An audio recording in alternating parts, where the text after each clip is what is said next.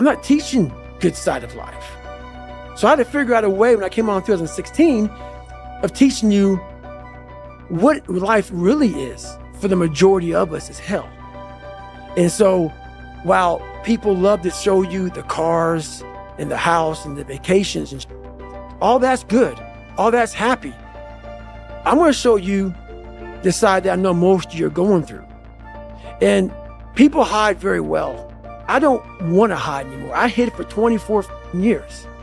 So that's why now I told you, we can talk about whatever you want. Because as human beings, the first thing we have to learn, I also stuttered real bad growing up. So if you hear me stutter every now and then, it's because that was part of my life also. So it's funny, human beings want to show you the best side and they want to hide the worst side. For me, I'm going to teach you how to be vulnerable, because that's the only way you fix yourself. You don't fix yourself by coming out here and me selling you some books. That's why I don't have them. I forgot them. I'm glad people got something from the book. I want you to learn that the only way you grow is how to look at yourself and say, okay, like I did, table longer than this. What the I have to do to get somewhere? There was nothing good on there. Nothing. Yeah, I love playing basketball. I left that out. That's something I love to do. I don't care about that. That didn't make the fucking list. Because the list that I had to live by was the very list that was to get me at this table with you. To talk to you, to the normal human beings which I once was, about how you can get somewhere and how it looks. It looks very ugly. There's no fucking passion. There's no fucking motivation. There's no, oh my God, man. No. It's every day of your life just doing. No passion, no discipline, no motivation. Yeah, all these words, I hate that so many people use these words now because it's watered. It's someone sitting in the room by themselves and they figure themselves out and say, God, this is gonna fucking suck. Where's passion when you're 300 pounds? Where's the motivation when you can't read and write? Where is it? So how did this happen? I just fucking did. I just did. I said, maybe at the end of this journey, there'll be something there for me. If not, I can read. If not, I'm 180 fucking pounds. There's no magic potion. There's no, oh, let me wake up and look at some, no. All those words are overused. They're bullshit. It's all bullshit. Just do. You're living. How do you want to live? How do you want to die? How do you want to fucking be remembered? That's it. That's it. Period. We all have one thing in common. We are here, stuck in the game of life, often subject to the whims of forces beyond our control. But we never train for it. We dedicate ourselves to external goals, whether they are rooted in fitness or school or work, as if they are isolated events, somehow disconnected from the totality of our lives, when everything we do is an opportunity to get better at the game of life itself. My life and my commitment to do what needs to be done, I am a student of life. I carry around a notebook. I keep logs. I study all the upswings and down currents of my days as if the final exam is tomorrow, because we all have an exam tomorrow. Whether we realize it or not, every interaction, each task is a reflection of your mindset, values, and future prospects. It's an opportunity to be the person you've always wanted to be. You don't have to have survived trauma or become a physical beast to train for life. We've all been challenged physically, emotionally, and intellectually, and we've all failed. Don't be shy about digging through your lost archives. No matter how irrelevant those experiences seem now, they count because they were all dry runs for whatever comes next. This awareness that everything we do is merely training for the next episode is like a filter that expands your perception. When you get assigned something at work or school that you don't want to do, step into a conflict you didn't see coming, someone close to you gets sick or dies, or a relationship falters, you will see these challenges as new chapters in life's textbook, which you can study to make sure that the next season of loss won't be such a kick in the knees. Not just for you, but more so for the people around you. We all know that training is required to make the cut in competitive sports. Get into the best schools and compete for the most coveted jobs, because that's what it takes to be prepared. We all have a voice in our head. Some of us are very spiritual, some of us are not, but we all have this voice saying, this is wrong, don't do that. The more you don't listen to that voice, the further that voice gets away from your head. Some people call it the Holy Spirit, some people call it God, some monks, whatever you call it. It's there. We all have it. It's the right or wrong voice. But the more we don't listen to it, the more that voice goes away. The only voice you hear is yourself. When the only voice you hear is yourself, you're wrong. There's a voice that guides you through life. But sometimes it's guiding you in a direction that you don't want to go. That's usually the right place to go. It's that uncomfortable place. So that voice is always talking to me, but we don't listen to it. I listen to it. And when I start getting anxious, nervous, like we all know when we've done too much, because it's telling us, I'm getting tired, I'm wearing down. But we go. I start talking to my fiance, hey, I'm doing too much. You start now, like I did in Hell Week, like I do all the time. The 1 second decision. It's that decision when your mind starts to get so amped up. Whenever you can't hear yourself think, you gotta slow down. Whenever you're living off a schedule, every day's a schedule, you have no time for yourself. When you start, and we all know it, I don't have time for this anymore, I don't have time for that anymore. That's when your mind and your body are saying, think about that.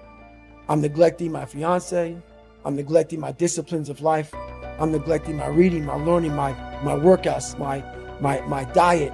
When you start neglecting all of that, you neglect one of them, you can neglect all of them a long time. It's going to haunt you.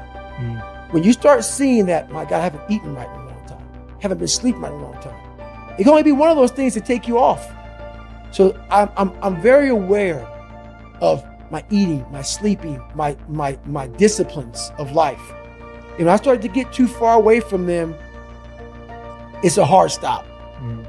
Because what made me are the not just disciplines, the self-disciplines of life. And those are always in front of you. If you have any, they're always in front of you. So that's my hard stop. Bad men obey their lusts as servants obey their masters. A forbidden fruit is the sweetest. If it weren't so pleasant to submit to your urges, nobody would ever struggle with self-discipline. However, notwithstanding how much pleasure it can bring, it's important to see the temptation for what it is. Your enemy on the path toward freedom. Obeying your lusts enslaves you, while rejecting them increases your freedom. The reward you'll get for not succumbing to your temptations will more than make up for the price you pay today for missing out on the instant gratification. Self-disciplined people may appear to some as if they were the ones being enslaved. After all, they're the ones whose lives are so limited. They don't get to eat junk food. They follow a strict routine, deliberately expose themselves to discomfort, and reject what society considers the spice of life: gluttony, laziness, and engaging in other vices. What the critics fail to see is that through the rejection of those temptations, the self-disciplined become the masters of their lives. They serve the goals chosen by themselves instead of fleeting, spontaneous temptations. They choose to forego temporary satisfactions for deeper, more lasting ones later on. In the meantime, in the long haul, the people who fail to control their urges, or rather, don't even try to control them, fail to control their lives, manipulated by the temptations like a marionette. The loafer believes he is enjoying life, but sooner or later he must face disillusion, since self-discipline shines in the long term and often doesn't seem to provide any benefits in the short term. You may be tempted to believe that people who are loafing around have it better. While you're watching your finances like a hawk, They spend money they don't have and show off with all the new cool gadgets. While you're eating a salad and washing it down with a cup of green tea, they're eating a bag of delicious potato chips and gulping down sugary cans of Coke. While you feel like throwing up during your workout from trying to squeeze out one more rep, they squeeze more mayo out of the bottle to put it on the French fries they gorge on while watching their favorite TV shows. It might seem they have it better, but sooner or later, the person exposing himself or herself to discomfort for the sake of achieving their long-term goals will come out on top, while the people loafing around will get to feel the negative consequences of their laziness. Irresponsible spenders will realize they're on the brink of bankruptcy. Potato chip addicts will be diagnosed with diabetes. The inactive TV fans will start taking hypertension medication. You, on the other hand, will look back at your past sacrifices and smile, happy that you've never succumbed to the temptation to take it easy and loaf around. That's why I don't own a car. I don't own a place, nothing. What I realized is all I wanted in my life was look at that accountability mirror and be proud of. And everything else went away. While you need money to be successful, you need money to live, you need money. Money does buy a form of happiness, because without it, you're miserable. But once I realized it doesn't mean for me. What makes you happy? Achievement, reaching goals, accomplishing things that I thought were impossible to accomplish. Because while I don't smile all the time, there's this feeling inside of me that very few people have. Very few people have. Because when you come from where I came from, nothing, and you make something out of nothing, the feeling stays with you all day long. And it allows you to be who you want to be in front of anybody. The only thing more infectious than a good attitude is a bad one. The more you dwell on the negative, the weaker you feel, and that weakness infects those around you. However, the reverse is also true. I knew that if I could control my attitude and redirect my attention, I'd gain control of the entire situation. I was disappointed, but I wasn't surprised that my knee gave out. Now, it was on me to learn what I could from the setback, adapt, and move forward. It's an unwritten natural law of the universe that you will be tested. You will get smacked in the fucking face. A hurricane will land on your head. It's inevitable for all of us. Yet, we are not formally taught how to handle unexpected adversity. We have sex education, fire drills, active shooter drills, and curriculum on the dangers of alcohol and drugs. But there is no rug just got pulled out under you class. Nobody teaches how to think, act, and move when disappointment, bad news, malfunction, and disaster inevitably strike. All the advice floods in only after we are already lying dazed on the canvas, which means it's up to you to cultivate your own strategy and have the discipline to practice it. Mine is simple. No matter what life serves me, I say, Roger that. Most people think Roger that simply means order received. However, in the military, some people infuse Roger with a bit more intention and define it as received. Order given, expect results. When used that way, it is so much more than an acknowledgement. It's an accelerant. It bypasses the over-analytical brain and stimulates action because in some situations, thinking is the enemy. I'm not suggesting that you should follow every order like a robot. After you've been knocked down, it's important to take some time to understand what happened and strategize your way forward. But you also must act. If you stay stalled out, sifting through the wreckage, you may find that you've been swallowed by it. We all love comeback stories because they teach us that setbacks have the power to propel us forward to our greatest successes. But your fate depends on your approach. After an injury or failure, Your mind wants to either spin out into overthinking or fall back into numbness and complacency. And it takes practice to short circuit that process. Roger, that is a ticket back to your life, no matter what happens. You may be laid off, run down, flunked out, cut, or dumped.